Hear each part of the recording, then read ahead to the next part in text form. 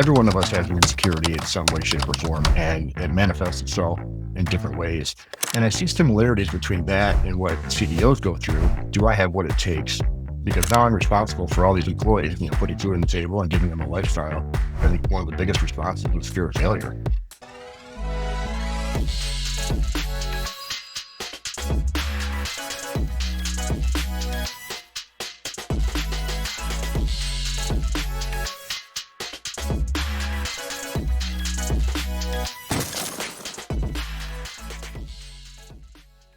So, Pat, thank you for taking the time on your busy schedule. I know this is a crazy busy time for you, so I appreciate you taking the time to appear on our podcast. And just to give our listeners a little history, Pat and I have known each other for about 5 years now. We met actually bird hunting one day. He and I both went to Catholic school, actually competing Catholic schools, and so we developed a relationship. And from that, Pat was actually one of the first people. I don't know if you remember this, Pat, but back when Pat and I met, Glen and I and a couple of the coaches were actually doing our first research project, which actually became the CEO playbook. We didn't know what it was going to be called, but we wanted to go out and interview CEOs and really understand the voice of CEO. And I know Glen will get into that a little bit more, but Pat was really one of the first people I went to. I said, Pat, I'm just looking for some introductions as CEO. I'm not trying to sell them anything. I just want to talk to them about what's it like to be a CEO? What are the things that work and what doesn't work? What struggles are you having? And we wanted to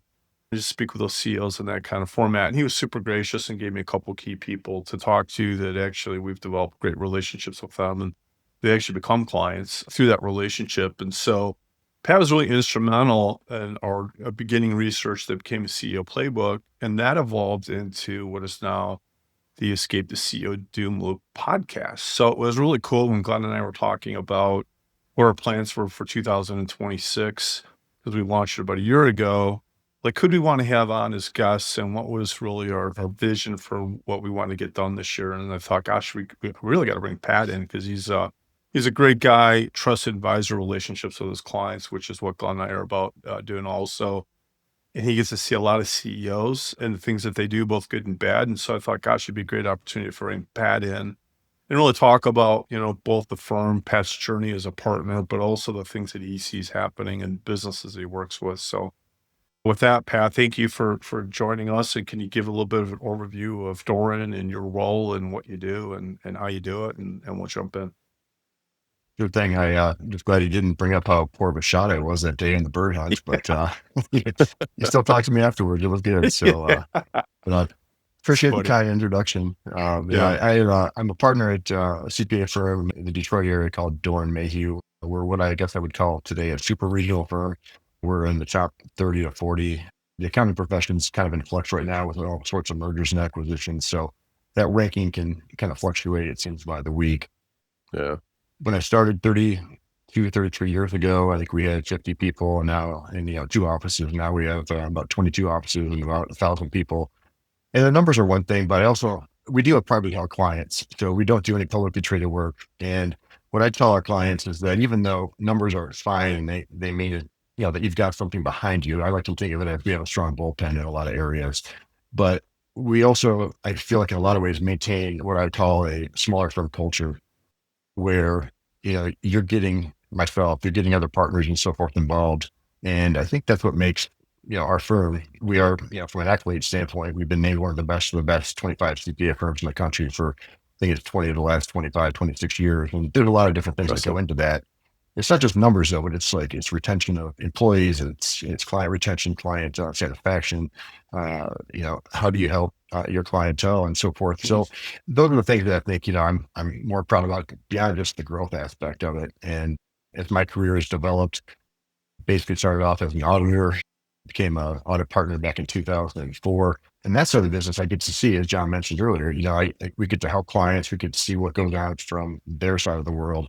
And about 10 years ago, I was elected to our executive committee. And what that allows me to do now is kind of see the other side of it. How do you run a business? What are the things that other CEOs, you see what they're dealing with? Well, now I'm kind of living it because myself and, 6 other individuals are doing the same thing and working on the different processes. So my career's kind of come, just really full circle that way. If you were to ask me 30 years ago, if I'd be doing the things I'm doing now, I would probably have thought, no, it's crazy. But I love the relationship part of it. I love working with clients. And as John mentioned, a couple of my clients are working with John and I've seen tremendous results. But at the end of the day, we're a people business like everybody is. And how do you relate to the people is really kind of what I think sets you apart.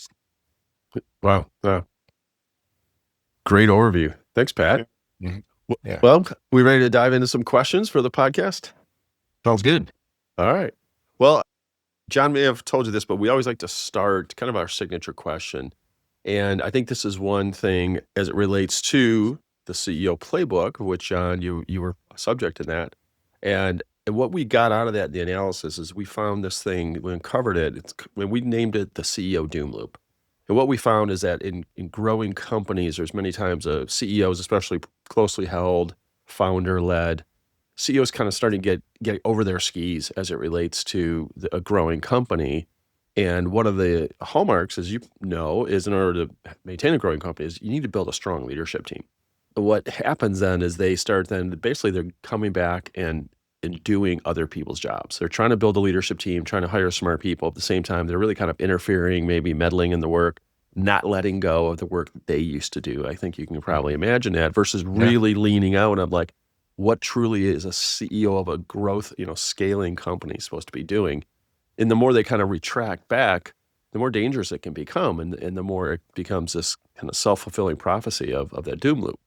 And it was really interesting. And then as John and I and our other colleagues started thinking about companies we work for and even ourselves when we were in the CEO role, I mean, I saw myself and I'm like, oh yeah, that time and that time.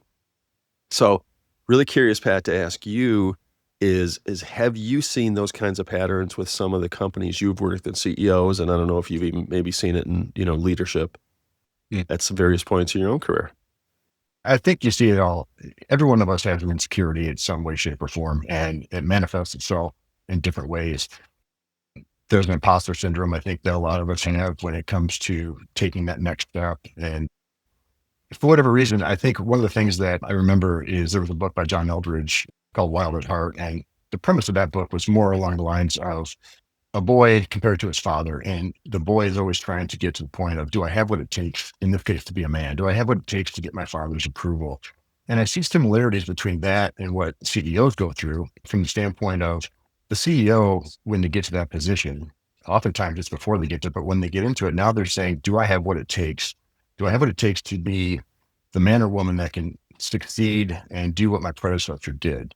Do I have what it takes to help my employees? Because now I'm responsible for all these employees, putting food on the table and giving them a lifestyle. Do I have what it takes to help my customers? So I think that imposter syndrome plays a big part of it. And like your white paper you guys did, I think one of the biggest responses was fear of failure. And so it really I think it all just kind of comes together. And when you get to a CEO position where there's so much pressure and so much of a spotlight, I think it really just seems to come out more. Yeah, that's a really great point, that fear of failure. When I was in a CEO roundtable as a CEO, we had a big discussion around, well, things are going great, but I'm just waiting for the other shoe to drop. Right. And it related right back to that imposter syndrome of like, well, things can't be this good. I can't be doing this good a job because I'm not good enough for it. Yeah. Yeah. Fortunately, that it just happens a lot. And I think you mentioned the point earlier, Glenn, as well, getting the right people around you. Yeah. If you have a good team, and unfortunately not everyone does that right away or thinks proactively enough to do that, but it starts with your C-suite and your management team around you, but you need people that are thinkers. They're not people that are just going to say yes all the time to you, that they're bold enough to stand up and say no. And then as a CEO, you have to be humble enough to be able to take maybe criticism, encouragement, all the different things that go with that. The challenge. You hear from different leaders, Steve Jobs, Reagan, Truman, all these people in the past, different ways have said it. Great leaders have great teams around them. And when you have a great team, it just kind of lifts everybody up and allows the CEO then to function and do what his or her, activities and strengths are to help run that company. Yeah. Well said. Yeah. Let's talk about the imposter syndrome a little bit. So in your travels, Pat, you've been running a lot of companies. How many CEOs or business owners do you think that they're suffering with imposter syndrome? Do they know that they're in that spot, which is self-doubt, I think? Do they know that they're there? And then what are the things that, if they know they're there, that you see that they do to start to kind of work their way out of that, if they can? I think everyone deep down knows there's something there. But again, part of the imposter syndrome, right, is how are you the imposter? What's your mask that you're putting on, right? That you can deflect and make sure people don't see what's really happening. So I think everyone that I've seen goes through that, and it kind of, as I mentioned, it kind of comes across in different ways and different leadership styles and so forth. The ones that are successful, the ones that are finding their ways out of that doom loop, are the ones again that have good people around them that aren't afraid to make mistakes and are willing to listen to something new. And I think that's a really important thing, especially the making the mistakes part of it. I had a basketball coach back in high school. He would always tell us, you can make a mistake, just don't make the same mistake twice, and try to always learn from what you did wrong the first time. I think if you take that mentality into it, knowing as none of us are perfect, we're never going to be 100% successful at what we do, but be okay with some of that and learn to grow from it itself. Pat, in your current role in the executive board now at a good sized firm, you said a super regional. Mhm. How do you grow leaders within the firm? How do you and your partners do that? Well, I think a lot of it has to do with kind of coaching and mentoring, diving back in. We need to make sure that we're not just, when I first started, it was kind of what I would call a sink or swim mentality, where the leadership team at that point in time would basically would say, hey, you're either going to make it, you're not, here's a couple clients, go work on it and see what happens, right? And, when you're coming out of school and you're trying to figure all these things out, it does help you give you confidence when you can succeed. But not everyone has that. And there's some really good leaders that have developed over time, but you need to also have people that are building into them and coaching them. I think of one of John's clients, Lauren Carson. She spoke I think she's on your podcast as well. And she spoke Yeah. at one of the roundtables that John and I had. And the one thing I thought was unique, that was my takeaway. It was kind of a light bulb moment in a way. It seems like so obvious, but she talked about how she's a basketball coach and she coaches these 12-year-old girls. And, you think of these 12-year-old girls that, you know, maybe don't always have the greatest attention span. And she kept saying they go home and sleep with a teddy bear at night, and just these girls, but yet when they come into basketball, into the practice, they wanted to be coached and they knew they were part of the team and they knew that the coach, in this case, Lauren, cared for them. Mhm. They were going to do what they can to help the team concept of it.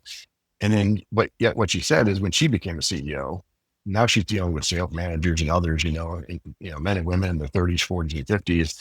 And it's almost like we forget how to coach people once they get out of college. And so for me, it was kind of like it's so basic, but it seemed like such a light bulb moment that you're always coaching. As a CEO, you should always be receiving coaching, obviously, and you guys do that as well. But you should also be diving back into your people and you want to try to replicate the good parts of leadership with your people. And so we've done a lot of that. We're getting back as a firm. We're starting to create a new, call it Doran Mayhew University, to really start working on the things that have made the firm successful over 90 plus years. Oh, nice. Yeah, that's awesome. So just kind of walk through a little bit of sink or swim and where you think the organization evolved to really developing people and how that's really impacted the business. I think it's a great question, John, because you see it everywhere in a lot of places. And I think one of the things when I started back in the early 90s, a lot of CPA firms were very much just commodities. You would do a tax return, you would do an audit, and that was it. And you go to the next one. And we merged in a firm back in 94, 95. And there was two gentlemen that came in and they were thinking outside the box more from a standpoint of what's it look like to actually try to create value versus just a commodity. And what does it mean? And this is kind of where I started hearing the term, trusted advisor. It was a mind shift. And so as they came on and they developed leadership capabilities within the firm, they started like teaching that to the other individuals coming up. So we all kind of learned that same mentality. And over time, we became more of we used to call it, instead of being like I'm a tax person or I'm an audit person, it's we're that, but we're also general business people too. And we're trying to understand like, the full range of how can we help our clients. And so a lot of that had to go do with these two gentlemen that came in and just kind of changed the culture in a lot of ways. And we were small enough where you could do that. And then by then we just kind of it's just been part of the DNA of the firm. And so I'd say that was kind of how a lot of that changed. And now again, we're trying to make sure that we don't rest on our laurels, and we want to make sure that we're also kind of pushing back into the next generation coming up behind us, that they have a lot of the same attributes when it comes to keeping the culture alive, understanding what clients need, learning how to listen, and try to help fix problems. So there's a commitment from the top of the organization to understand that we want to create a different relationship with our client, and then Correct. we have to create a different relationship with our people. And it's funny, I ask this question a lot, like to CEOs and their teams, like what's more important, your clients or your people? And a lot of times I get the client first, right? I'm like, yeah, no, that's not Yeah. the right answer. Because if you don't have great people, you don't serve great Yeah. clients. That's the reality Yeah. of it. Right. And Exactly. Yeah. It's kind of a like it's learning. like 1A and 1B, right? It's just like they both Yeah. kind of go together. But Yeah. you need Yeah. to take care of your people, and you need to have the right people in place, because if you don't, they're going to go somewhere else, and then your clients suffer and your firm suffers. Yeah. Yeah, it's like I heard someone speak, John. I can't remember her name. Tiffany Bova. What her thing? I think she even had it was like a teeter totter. Like if you cannot have your client satisfaction or employee satisfaction imbalanced at any time, because you start thinking about Mhm. that, like right, they've got to be in balance. And Yeah. just that simple kind of analogy really struck me, which goes back to because we're internal first, right? That's your own Mhm. people. But if you take care of your own people, they're going to take care of your external people, your customers. Exactly. Exactly. Yeah. It was fascinating when I was at the Gallup organization. And, one of the things that we studied was how employee engagement drove customer engagement, right? Engagement meant how passionate is an employee about the organization they work for, but more Mhm. specifically, the leader they work for, right? I mean, it's still Mhm. back on Yeah. that people, Yeah. that leader. So Glenn could be a world-class CEO, but if Pat isn't, it creates an environment where somebody doesn't want to work there, they're going to Mhm. leave, right? Even though Yeah. Glenn's a world-class CEO. So it's really the responsibility of the People. CEO to create a consistent culture of how do we coach, mentor, and lead people that drives an engaging employee environment, which then creates an engaging customer environment, right? It's that. Exactly. It has to happen. Exactly. Yeah.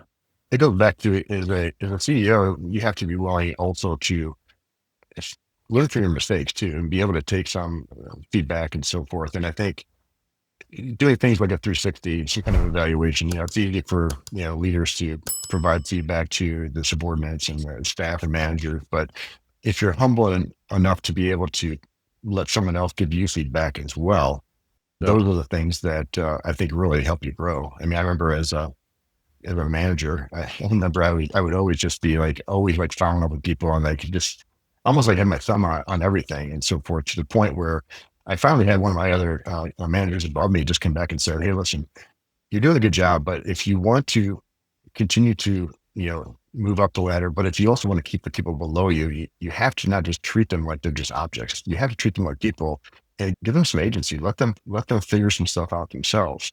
And so for Yeah. me, again, based on, my type A personality, that's just how I was wired. But it was good to hear the feedback so I could then kind of try to unlearn a little bit what I learned, and try to do things a little differently.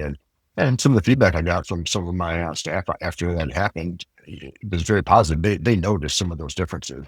So I think as an executive, a CEO, as an owner, if you have the right people in your life that can tell you not only what you're doing right, but maybe some of the things you can improve on, it Yeah. just goes a long way, especially from a culture standpoint with your whole organization. Yeah. Yeah. Great point. I'd love to hear from your expertise and your point of view as a trusted advisor into so many companies. And if we're talking about the CEO doom loop and we talk about some of those financial implications potentially of that situation happening in a company, what are the patterns that you've seen over time that companies and CEOs that kind of come before the crash or the fall or whatever from a financial perspective? Well, I think there's maybe two things to look at, Glenn. One is you're looking at the CEO issues, and obviously they're intertwined in most cases as well. Yeah. I think from a company standpoint, and again, this goes back to direction. One of the things that we've seen from a lot of our clients, and not just ours, but everyone, you hear the term "bigger is better," and a lot of times there's this fascination for growth. And if Mhm. if I'm only going to get this much bigger, that would be that much better or that much more noticeable. And I remember talking to a client maybe about 9, 10 years ago, and it was a small contractor at the time. It was like a $10 million company, but it made $3 million to the bottom line. Yeah. And his goal was, I just need to get bigger. I want to get bigger. And so I said, if you're not growing the bottom line with that, you're going to be wasting a lot of time and energy. You're going to be burning people out. And unfortunately, he didn't take that advice. And so they went from 10 million to 20 million, but their bottom line went to 2 million. And so, Oh. so he was frustrated trying to figure out, what had happened. And so it's just an example, I think, of growth isn't a bad thing. It's just, you have to make sure you know why you're growing and what your end game is going to be. Covey says work with the end in mind, right? And Yep. start with the end, work backwards and figure out what does that look like. And if you can do that, I think, and if you have the right people around you helping you, you can then grow Because top line revenue is great. And again, you have to determine what situation you're looking at. But in our world with privately held companies, they want to continue to maximize wealth, gain tax advantage in the most tax advantageous way, but Hmm. also provide an opportunity for their employees to continue to grow as well too. And so I think you just have to figure out what is the eventual goal of your growth pattern. And on the CEO side, where you see some of that coming into play, you can see it visibly from CEOs when they're kind of hitting that wall almost. You see it, they're gaining weight, losing weight. You see the stress. You see maybe quicker reactions in terms of maybe there's a temperamental side to it, and Emotional. they're reacting versus responding. I think is maybe what I would say when you put it that way is if you can take time. Again, there's things that always lead up to that kind of that crisis point. But Yeah. if you can find that early enough on, or if you have your trusted advisor, you have your key people, your management team kind of working through with that, a lot of times you can cut that off before it gets there because it usually is not, it's not always at least what we see one thing that just happens and then all of a sudden you're at this crisis point. It's usually a combination of events. Small things lead to big things, right? Over time. Yeah. I love that phrase, responding versus reacting. Mhm. Yeah. Yeah, That's somebody huge. I'd heard that and someone taught me that a while back, and I'm not obviously perfect at it. You can ask my wife with that, but I Yeah. try to, in situations, just try to hit the pause button for a minute and figure out, okay, where are we at here? What's our next step? What should it be? And what just happened to get us to this point? Yeah. So Pat, you get to see a lot of different companies. I'd love to get your perspective as you work with these companies and get to see kind of the inner workings of them. When you think about the quality of leadership teams that you see across these businesses, what does that look like? If you look at, the clients that you work with, if you break those out into kind of like high performing leadership teams that do the things that you're talking about, like they challenge, they're cohesive, they provide real feedback to the CEO. The CEO is open to that feedback, wants that feedback, Mhm. right? And then they're kind of varying levels of that dysfunction kind of underneath that. If you think about your experience and all the places you've been, all the people you had a chance to talk to, what does that look Mhm. like? What percentage of organizations out there that you get a chance to work with and talk with, do you think have really figured out what high performing leadership teams look like? Do you have any perspective on that? I think just experience wise, I would say that that percentage, I think it's probably lower than what most people think. I think that and you're dealing with human emotions in a lot of cases too. So there are some instances, and even our firm, when we were in our growth phase a while back, there were people from the leadership perspective that maybe we kept on a little too long because we knew who they were, we liked them, they were nice people, but they weren't doing the job that they should have been doing. And so sometimes the hardest part is having to let people go. And so I've seen a lot of that and I still see that with a lot of clients too, where they know that there's not a good fit, and yet for whatever reason they just have a hard time pulling the trigger on that to find somebody better and get that A type talent Yeah. that you guys have talked about in the past. Yeah. And so does that then become more work for the CEOs on that continues to be on the treadmill because they really don't have a team that's performing the right way?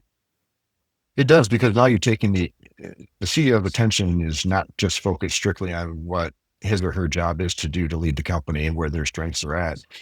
They're still trying to do that, but now it's being diverted because now you have, Yeah. let's say it's an HR individual, or you have a CFO, or you have something like that in an organization that individual is not doing what they're doing. And so now the CEO of attention is being taken away from what they're supposed to be doing.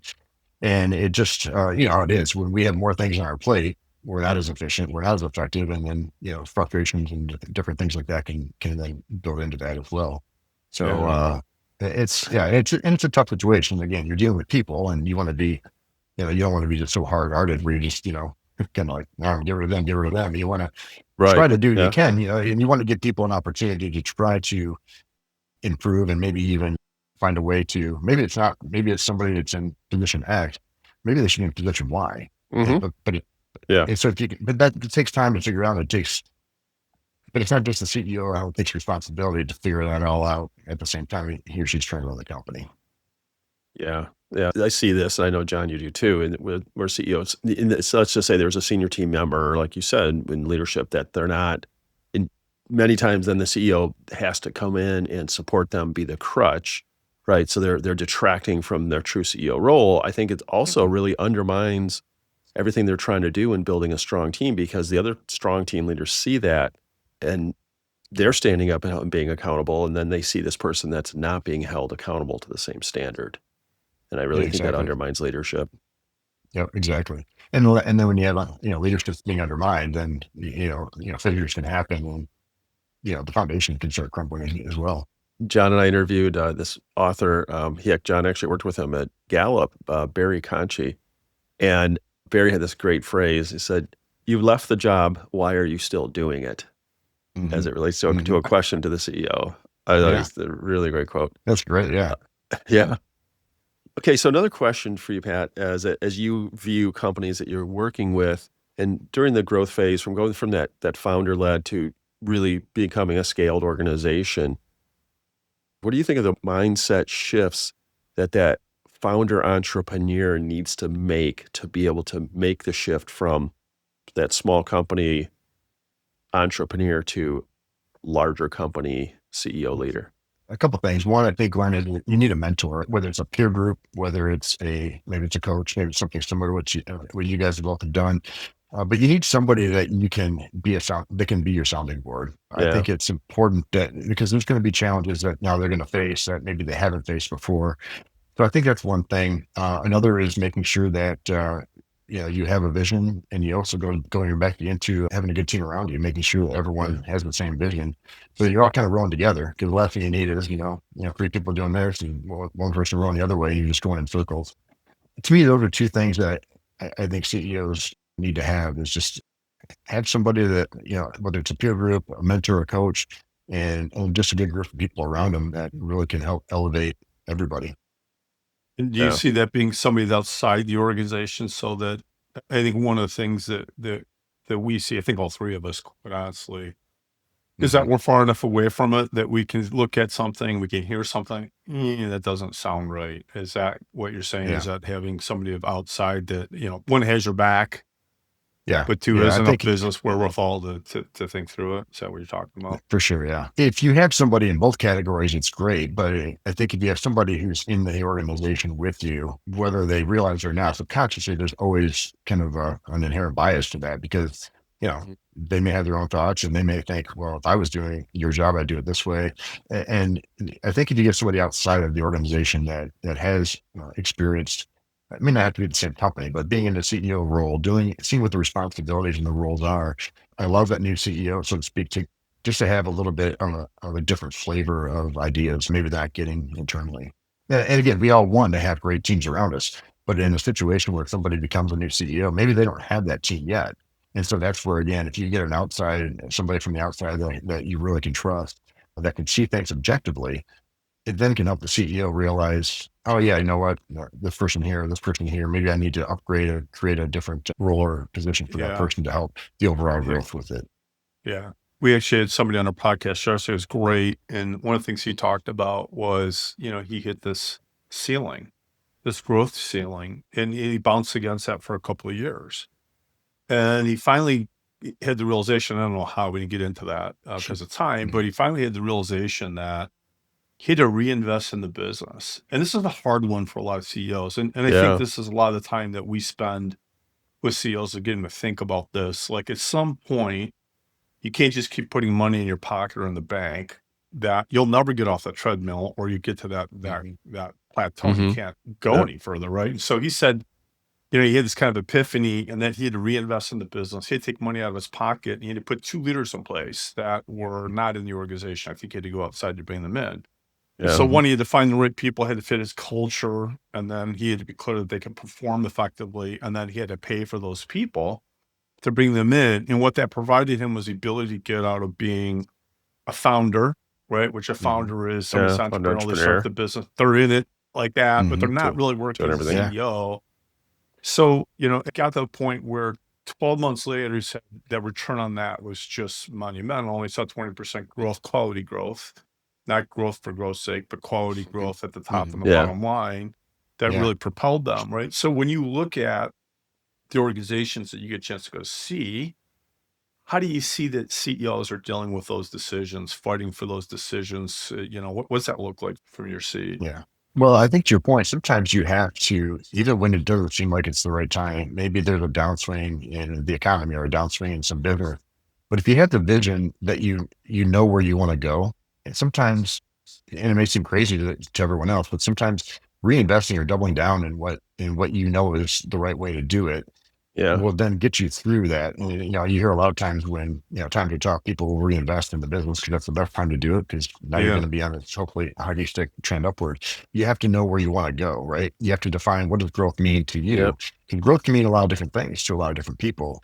And if you and your leadership team are not necessarily on the same page with defining terms, you may not be going where you want to go. So I think you have to define the terms, but I think, I've seen that a lot where, there's a strong vision, everyone's on board, everyone understands it, and it's carefully thought out before they start investing that time and money and the different resources into it.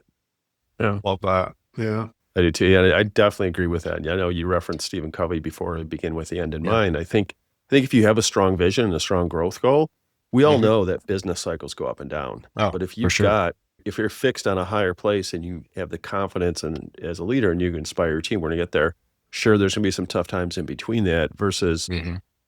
someone who may not have that vision and they're just looking at their feet and the whole Right, time, right? exactly. And before Yeah. long, they wake up and look up and they've been walking in circles the whole time. Right. Yeah, Yeah. that's And great. that's a place you don't want to be. I mean, it's when you're there, it's No. you waste a lot of time and energy, right? And probably money doing that. And you Yeah. got nowhere, unfortunately. Yeah. Yeah. Yeah. No, it was a really good invest in leadership and Yeah. it pays back. It is a point, it's interesting. I think it is a point, and I remember as a CEO being in this situation. I love what you're saying, Pat, like invest when things are down, have a longer term vision. So you're talking about longer term strategy and vision versus the next 3 months, 6 months, year. Really be thinking about like getting that alignment with the team around a longer term vision and then making those strategic investments. I remember making some of those. And it's scary at times, right? So you got to take It another is, yeah. whatever, a couple $100,000 out of your pocket or whatever out of the Mhm. business to operate, you create Yeah. cash, and you're going to reinvest in the business. You're like, holy moly, this is scary stuff. Mhm. But I think that's part of quality growth. And if you don't do those things, right, what you're saying is that you just kind of stay stuck if you don't, those are opportunities, kind of like buying stock, like opportunities to buy stock when Microsoft drops below 400. Maybe it's time to buy Microsoft versus the ones at 575. Right. That's really what you're saying, right? It's the same kind of thing, like when to invest. Exactly. Yeah, Are you saying exactly right. buy Bitcoin right now, John? I'm not saying buy Bitcoin. I'm not giving any stock advice, but I think you guys get the concept, right? I love that, Pat. And nobody's really said Yeah. that on our podcast, and we've had 25 of Yeah. these. Like, invest Yeah, in that was invest good. when Well, things it's are down to countercultural, build the right? team. Yeah, it's It countercultural in a is. lot of ways because, Yeah. we think, oh, well, Yeah. we're losing money. Why do we want to lose more money? But if you really have a vision, you really know what you're doing. And again, there's no Mhm. guarantees of it, but there's a lot of history of companies and individuals that have, bet on themselves and they had the vision and they were able to succeed by implementing it. Yeah. But it takes capital to do that. True. True. Which goes right well into the next question, Pat. Yeah. Um, Nice. yeah. Yeah. So, I mean, there are a lot of CEOs, right, who start off as entrepreneurs because they're good at what they do, and they end up growing, right, growing a business, and they're passionate about it, and they have some leadership ability. But many of them also don't develop a financial acumen along with that, and they kind of maybe get a little shy of it. Don't do things like cash flow projections as the business scales. You probably see that. But if you're talking to a founder CEO who is that kind of an operator, what would you say and where would you recommend they start? I think the first thing that is for them to recognize is the ability that they don't understand that. Again, having that humility to say, Yeah. because a lot of times people are going to say, oh, yeah, I got it, or we're making money because I have cash in the bank, forgetting that you've got all these other bills to pay and there's really not as much as they think it's there. Yeah. So I think understanding first off, again, where some of the weaknesses are that you have. You may be just wonderful at sales, at vision or something, but maybe finances aren't your strength and that's okay. But that's why, again, where you go back to your CPA, it's really important to have the numbers aspect of it. One of the areas that part of my practice in the nonprofit world. So during the, outside of busy season, they have different year ends. So it kind of smooths my year out when it comes to working with clients. Mhm. And I tell all my nonprofit clients, just because you're a nonprofit doesn't mean you are not supposed to make a profit. because they have this fallacy that I'm not supposed to make money because I'm technically a nonprofit. And the boards typically, even though they're coming from for-profit entities, think the same thing. But when I explain to them that your job is to make as much money as you can, because what it does is it helps you now fund your mission. It helps you hire the best people and you stay out of debt. And it's almost like for them, like in some cases, a light bulb goes off because again, a lot of the owners or the executive directors in the nonprofits are more philanthropically oriented, right? So they don't have the financial backgrounds, Yeah. but when they can hear some of those concepts to them, it makes more sense. And so I think it works on both sides. But make sure if you don't understand the finances of the money aspect or how the company's doing and what the risks are and what maybe the speed bumps are coming down the road, it's important and it's imperative actually that you find somebody that can walk you through that. So, I mean, Excellent. I love that. Yeah. I mean, one of the Mhm, things that Glenn and I work on with clients, and this is part of the metronomic system that we use, is actually mhm, forecasting cash, right? So one of the things Yeah. that we do first is forecasting, how much cash you're creating, but the leadership team doesn't understand that, right? So can you talk about like some of the things that you would do? How do you guys work with organizations to come in and help them really understand what cash really is going to look like and be able to give them numbers that they can really depend on so they can make better yeah. decisions to run their business more effectively? Yeah, I think it starts in a lot of cases. I think everything in some way starts with listening to what the issues are. Where's their pain point? What is the concerns that they have? And again, going back to what we talked a little bit earlier about defining terms. When you hear cash, what does that mean to you? Because cash may mean something different to what we're talking about now. But when I say cash to somebody in this financial situation or this organization, they may be looking at it as something different. They may say it as, oh, cash is just what I have in the bank, or cash is how much I borrowed from the bank. Those are the kind of things. Defining your terms, I think, helps because then you can then address what the root issues are and then proceed on in terms of how you help them with that and explaining to them, as the old adage, cash is king. If you have cash, more cash you have on hand, you can then, again, you can stay out of debt. Go back to my other example. You can stay out of debt, you hire the best people, you can reinvest or invest in other technologies or other capital expenditures, things like that, that will help your company grow. But it's almost like you need the building blocks, the foundation. You have to start at kind of like build a house, right? You need your foundation and then you build the first floor and the second floor.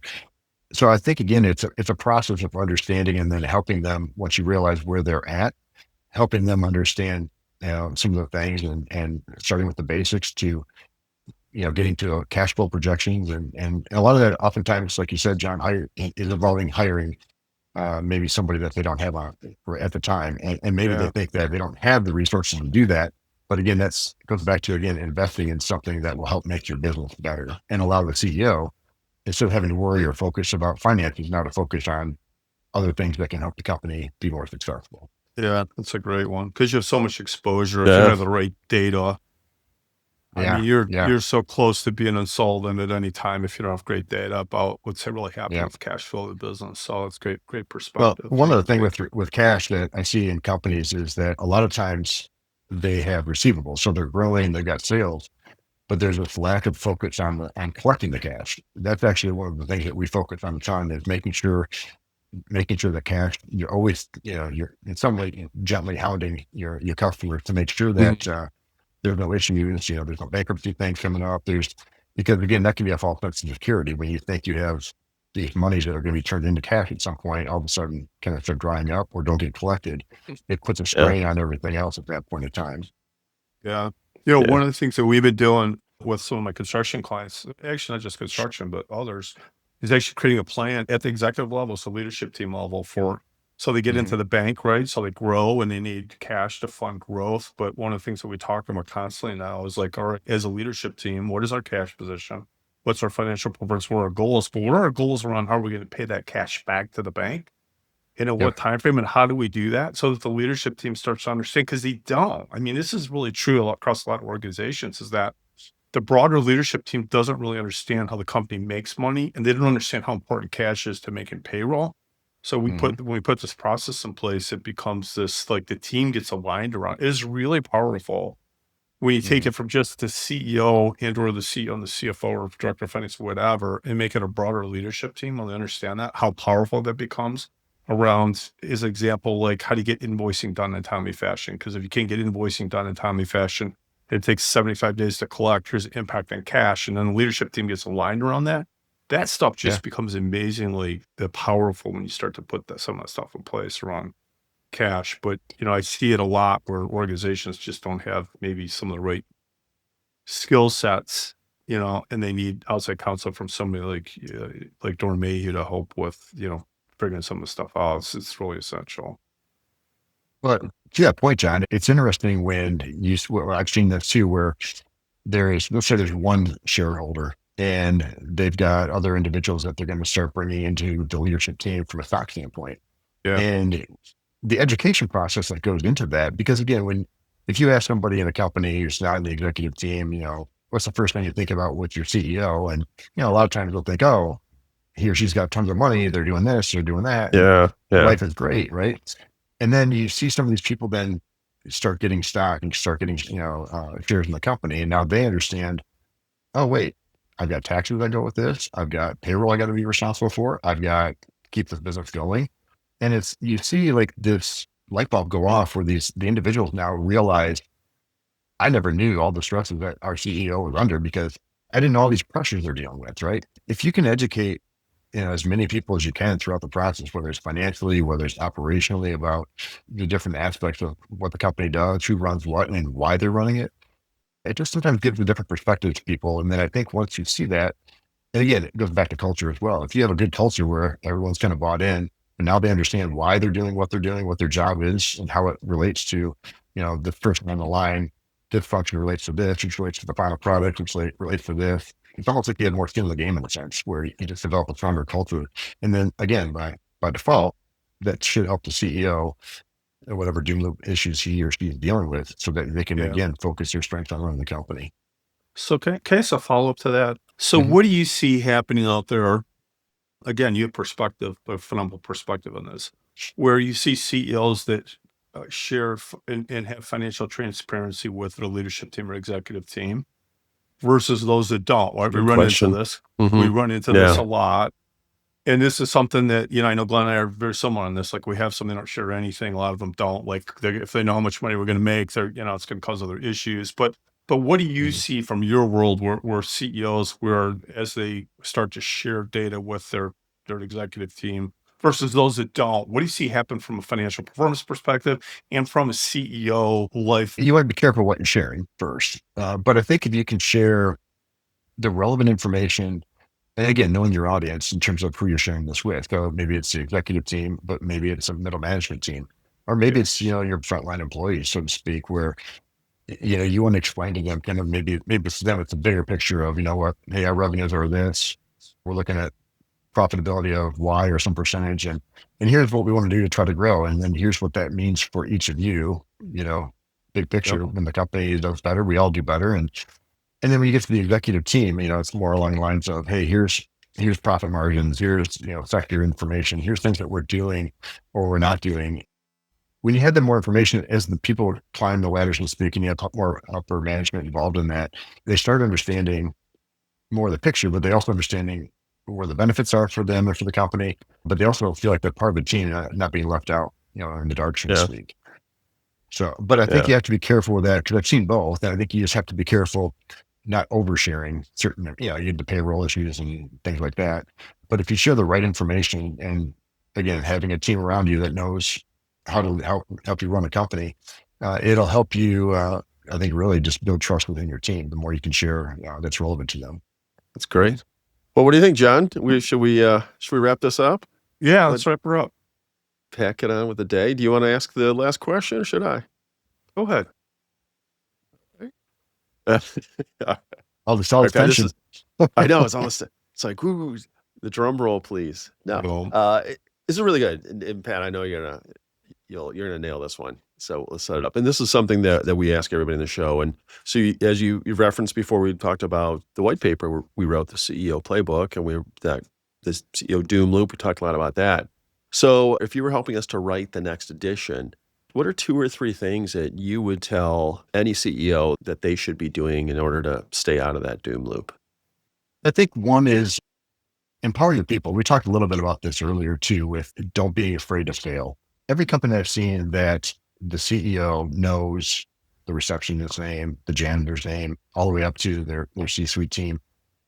That speaks volumes, because it doesn't matter where you're at in the organization. You know that the CEO took time to know your name.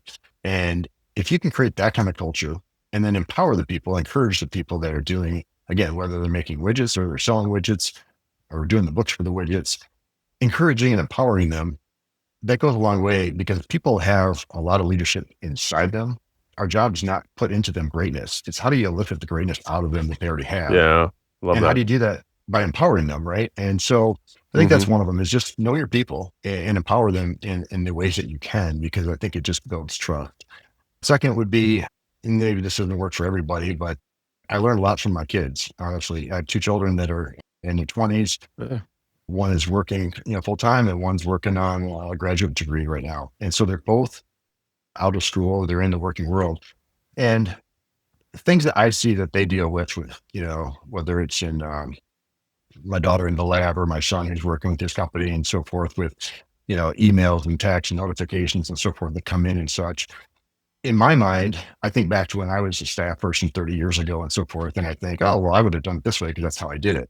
But as we get older, our memories kind of fade a little bit, and we do things, we don't remember exactly how it was like that. And we also don't remember what it's like today. And so what they've helped me understand is seeing something out of a different lens in terms of how do the younger people now view communication aspect. The one thing I would say to that is they taught me from a standpoint of like the Steven emails. I used to, because I'm a type A and I want to get things off my list, I would have a thought and I'd say, oh, I'm going to send this to Johnny or Sally. I'd send emails at 10 at night and 6 in the morning, whatever it may be. And I remember like hearing my kids were like, frustrated because it was like 10 o'clock at night. They worked a long day and it was over break, I think, and they were home and they were just frustrated because they got this email at like 9:30. And even though they didn't necessarily have to do something with it, it was just weighing on them. It's like, I got to do one more thing now tomorrow when I already kind of had it going. So it made me think like, maybe the greatest technology advance I think that is out there now is the fact you can schedule text, you can schedule email. So I can still do what I need to do to get it off my list. But now I want to be cognizant of my people so that I'm not bombarding them with a bunch of extra emails and such. And you can wait. And chances are nothing's going to really happen from 10:30 at night to 6 in the morning anyway. So I think if you could figure, how can you learn from the younger people in your organization? Because they communicate differently, they speak differently. And just because we do things one way doesn't mean that's the right or the only way to do it. And last thing I would say is we need to teach them how to think, not just what to think. We have such a society today with technology, and get the goldfish syndrome where we have a 7-second, attention span. And a lot of times people will just regurgitate what they see on social media or hear somewhere else. And I think one of the best things, if you can actually I tell a lot of my people, I tell my family, I tell friends and such, when people ask you a question, the first question you should ask back to them is, what do you mean by that? And if you can clarify what they're actually trying to tell you, you're not missing each other, because somebody may come out of a meeting and say that went horribly. And you may just respond and say, oh yeah, it did go horribly. But what is the it in that situation?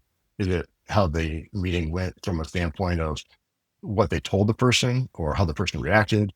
So I guess those are 3 things I look at that maybe are non-traditional things that go back to the relationship part of how you handle and deal with people, because we all deal with people every day and at work, at home, and everywhere in between. Those are awesome. Well, thanks for those. Yeah, those are really good. Yeah. I really like too, Pat, it could be easy to say, oh, we've got an accountant on, right? On today. And really, but you've dispelled that, the myth. I tried to break the mold. And it is. Yeah. And this is in the white paper too. It's like you thought you were in the accounting business, but you're in the people business. And it's obvious that as a leader that you know that and recognize it and embrace it, frankly. Mm-hmm.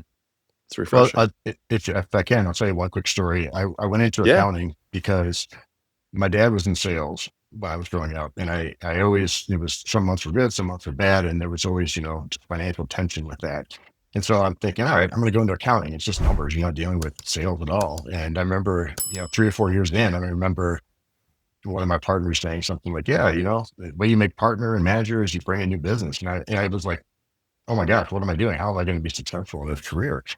And our leadership team brought in a speaker. And I remember him saying, sales is not what you think it is. It is not like trying to hawk something to somebody and being in their face.